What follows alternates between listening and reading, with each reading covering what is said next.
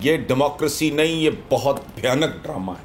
Subscribe کریں اور بیل دبائیں تاکہ کوئی خبر رہ نہ جائے۔ اچھا حسن نثار صاحب، اگر عمران خان صاحب ناکام ہو جاتے ہیں تو پھر اگلی آپشن کیا نظر آتی ہے آپ کو؟ پھر وہی جو میرا خیال ہے کہ اس شام ڈیموکریسی کے نتیجے میں ان میں سے کوئی بھی ہوں پہ مشتمل کوئی حکومت پاکستان کو اس دلدل سے نہیں نکال سکتی۔ ختم۔ اور میں نے اب یہ بات بہت کھل کے کہنا شروع کر دی ہے، یہ ڈیموکریسی نہیں، یہ بہت بھیانک ڈرامہ ہے۔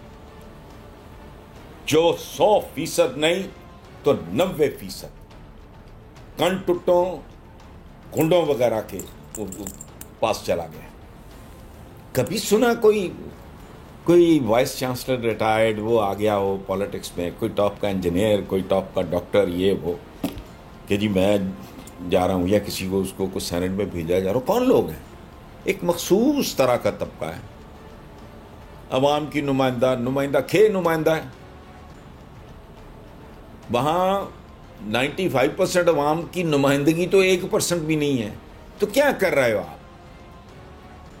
میں ابھی بھی کچھ دیر پہلے میں کہیں ایسے ہی کسی انٹرویو میں نے بات کی، جا کے پتا تو کرو، ڈیموکریسی کی ماں ہے انگلینڈ، وہاں ایسے نہیں تھوپ دی تھی پہلے دن ہی قیمے والے نان پہنچ جائیں گے بیلٹ باکس پہ۔ It was a phased out plan. عورتوں کو کب آزادی ملی، پھر آکسفورڈ والوں کو، ایک لمبی تاریخ ہے اس کی۔